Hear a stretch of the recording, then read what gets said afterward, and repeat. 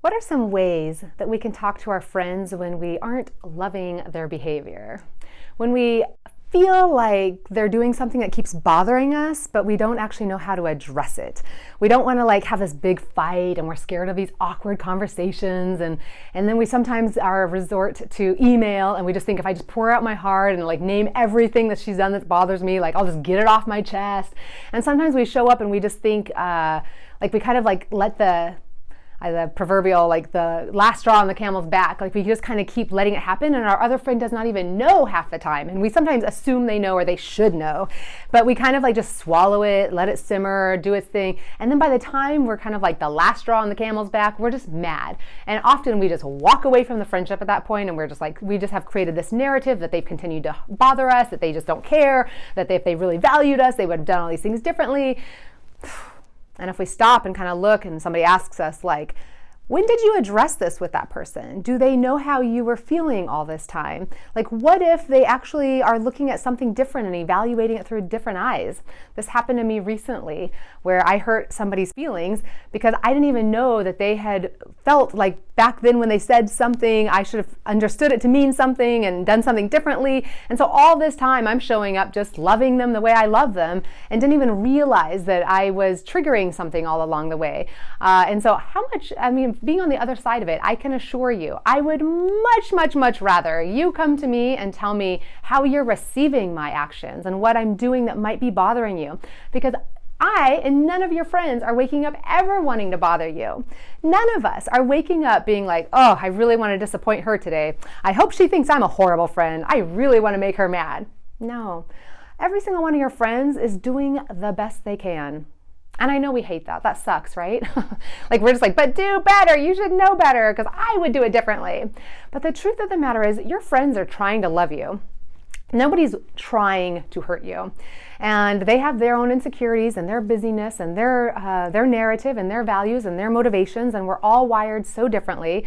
And so I can attest, being on both sides of it, it feels so much better if my friend tells me how my actions are feeling, and because I want to love her, I'd rather know what that feels like to her than to just be guessing or to be doing it wrong.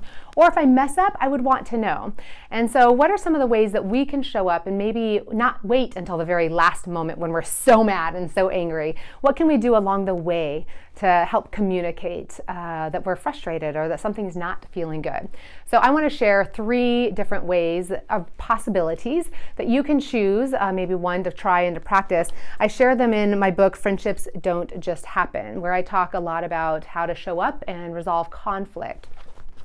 And so I just want to highlight a couple of these in a video for us so that you can try them on while you're thinking about a specific situation that you would like to try to be honest about and maybe change and to maybe bring better awareness to that relationship. So the first one is what I would call the proactive question. So this is where we don't need to have a big conversation. We don't need to do all this big processing maybe. Maybe it's just us learning how to ask for better clarity or to set expectations better. So this is where we can be more proactive. If there's a certain situation that kind of tends to repeat itself and bother us, think ahead of time about how you can proactively perhaps allow for a different outcome. So for example, if she's always late, then the next time that you schedule the next date, you could say, what time can I honestly count on you to be there this time? I know that you're often running late. What time honestly works best for you?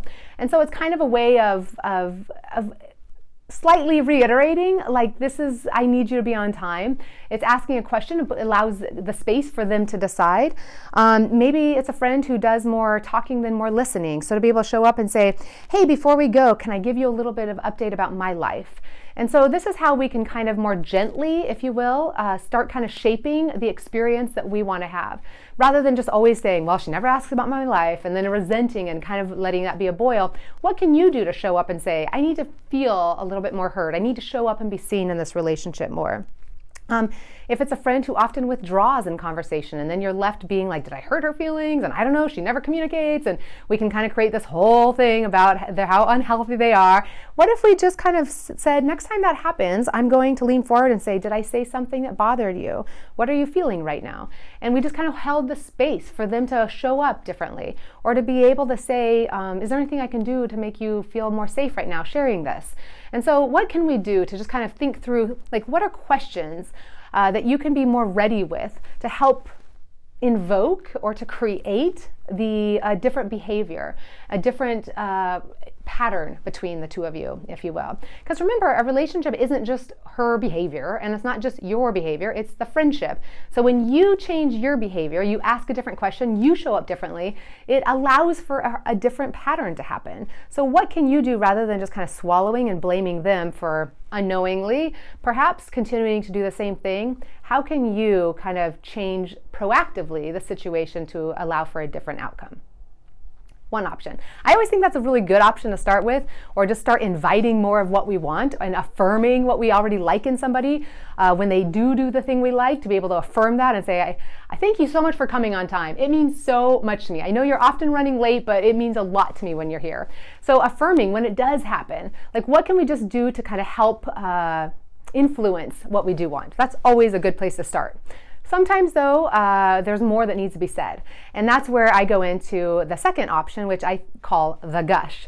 The gush is really good for when you want to share how you're processing things and what you're feeling. The important thing about the gush though is it's about how you're feeling. It's not gushing about everything they've done wrong, and you're not listing a litany. I think so often we feel like we have to prepare ourselves for like, and then on Wednesday she did this, and then when she did this that month, and like we feel like we have to come prepared with their things.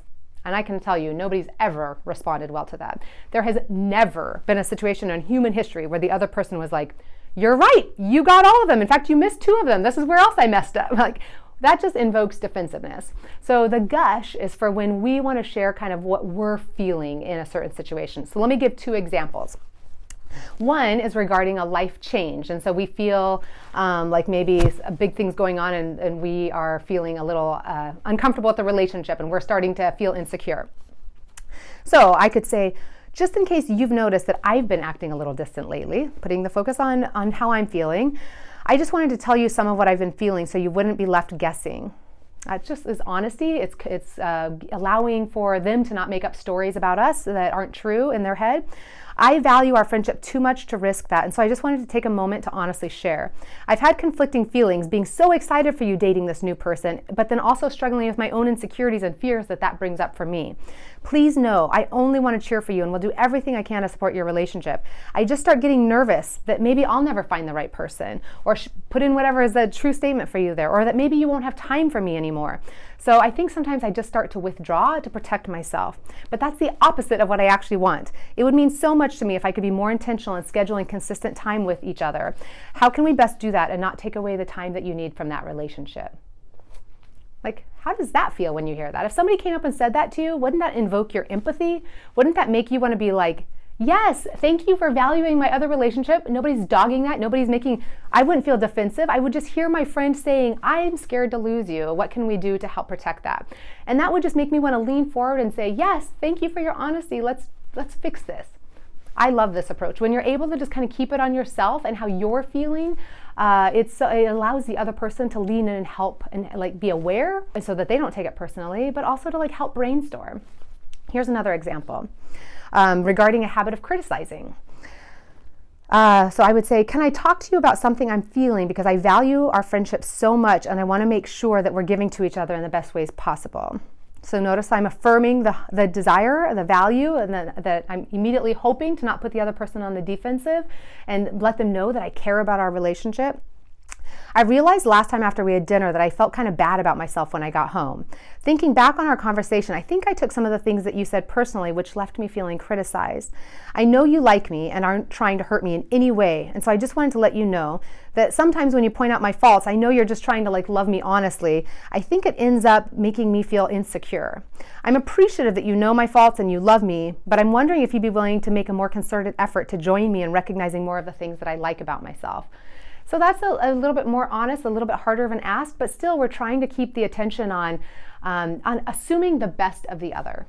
Did you hear that in there where it says, I know you love me. I know you're not trying to hurt me. I know you are helping me when you give this, and thank you.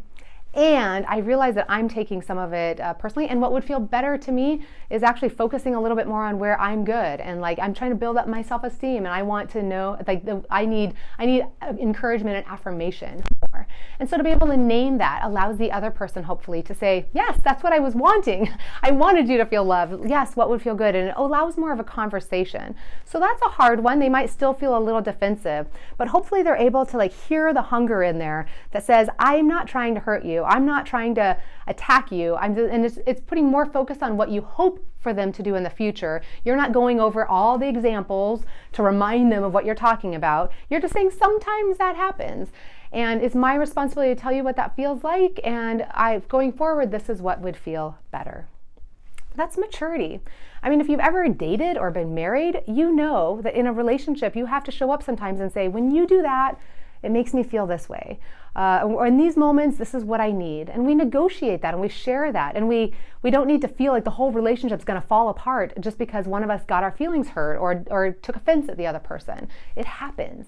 What's important is that we like tell each other that happens and practice doing it differently so that we don't keep repeating the exact same pattern that's hurting the other person. So we've got the proactive question and maybe helping influence the behaviors we want. Then we have kind of the gush, which is more focused on just kind of us sharing our process a little bit of how we're feeling and assuming the best of the other person, affirming that we want that relationship, and just kind of showing up and saying, I think going forward, this would help me feel better. And then we've got the nonviolent communication approach, and you can Google this. There's entire books on this and all kinds of stuff. But basically, the nonviolent communication approach I think works best when it's a really heated situation, when you're very emotional, when you feel very like blaming, and when you're very angry. I think this is a really good way for just kind of pulling back a little bit. It basically has 4 steps. It's you clarify what you're observing with no evaluation. Just I noticed that this happened. Then you share what emotions you're feeling, so what that ended up leaving you feeling. There's a list of feeling words on the internet. Find one so that you can like name that word. Are you actually feeling insecure? Are you actually feeling disappointed? Are you actually feeling shamed? Like, what are you actually feeling in that moment?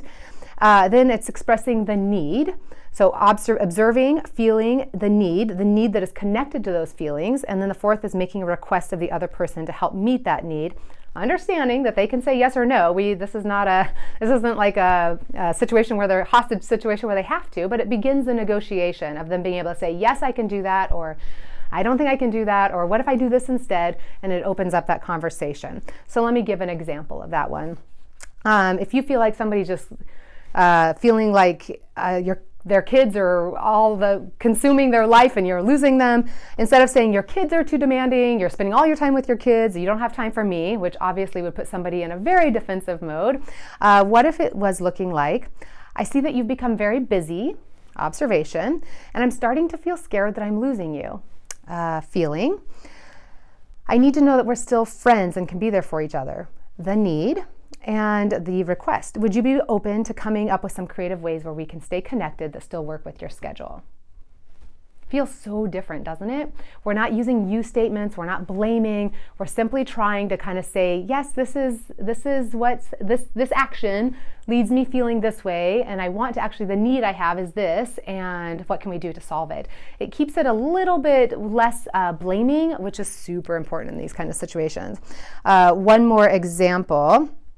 Instead of saying, I hate it that you're always one-upping me, or you're so narcissistic, or you're just constantly, you just never let me win, you always want to like beat me at everything. I mean, we feel that way, but if we just come say that, the relationship, there's nowhere to go there. We can make the accusation and they'll defend themselves and we'll both just be mad at each other. But what if we showed up and said, when I hear you tell a story directly after I finish telling a story, the observation, I feel sad, the feeling. The need, I want to trust that I matter to you and that knowing you heard me would help with that. And then the request, would you comment on some part of my story at least before telling me yours? I think that would be good for both of us to practice doing so that we both walk away feeling heard. So there's opportunities there. Those can be improved upon, but it gives you the example of just kind of following a pattern that helps us. When we can see a pattern, we can kind of write it out ahead of time and take some of the blame out and some of the defensiveness and focus on kind of what we're feeling and what we actually need. Like, rather than just being like, I feel angry. Well, what do you need to feel differently? And it puts the onus on us to actually name what we need. Like, I think sometimes we're just mad and we just want the other person to fix it, but we don't actually have to stop and say, what is it I need in this moment? Like, what would actually feel good? What am I actually railing against? What need is not getting met? And that's on us. That's our job to figure out. That is not our job, our friend's job to just know. I mean, that's ridiculous. Most of us can't even identify it for ourselves right away, so to expect somebody else outside of our body to figure that out for us is asking way too much. So that's our job, to actually say, yeah, I know you had good intentions, and I feel this way, and what I need is this instead, and what would help me feel that way? So it's your job to identify that and to show up in a friendship and offer that. And then that gives them the chance to say, yes, I do want to meet that need. Okay, so how can we do that? So those are 3 possible ways that I hope, as I was sharing, you could kind of try on and see where you're at in your setting and which one you might experiment with. I know they're scary. I know we just often, it's way easier to think, well, I'll be the bigger person and just swallow it, or I'll just put up with it, or they're just unhealthy, or they whatever, they're just needy, and I'm the person who knows how to do everything, and I'm the mature one, and we have all these different stories. But at the end of the day, if we're not showing up and being honest with our friends, that's on us. That's not their problem. That's not their fault. We can be mad at them in our heads for all kinds of things, but if we're not sharing it and showing up with compassionate strength, to be honest, then we're the problem. Yeah, we're the problem. If we want to build a healthy relationship that includes vulnerability, then we owe it to our friends to show up and to share this. And if we're not, we're contributing to a lack of vulnerability in the relationship. We're the ones limiting that friendship from ever getting deeper or closer because we're the ones withholding. And in a friendship that deepens and builds intimacy, it's our job to show up and to share. It's their job to do the same on them, but it's our job to do that. So if we're feeling it, then we owe it to our friendship. And we owe it to ourselves. We're the ones who benefit on this on the back end. We either end up creating a healthier relationship that feeds us better, or at least we are better seen and we have more awareness of what we can be possibly doing to try to change the dynamics. So the fact that you're watching this means you are a good person with very good intentions. And I wish you the very best as you practice. This is just like a building of a muscle. It might feel like you might feel sweaty, you might feel scared, you might feel insecure, it might feel really big and scary at first. But the more you do this, the more you get better at kind of withholding your ego and showing up and saying the affirmations. The more you practice and build these muscles, the stronger you get, the easier it gets over time. That I promise you. So it does take practice. So don't be scared to not do it just because it's hard. That's not a reason to not do it. Because it's scary, because it's awkward, not reasons. Hard things mean this is an opportunity for growth. So you've watched this far. I invite you to pick one of these or a different one that feels good for you and practice looking for ways where you can show up with your friendship being a little bit more honest.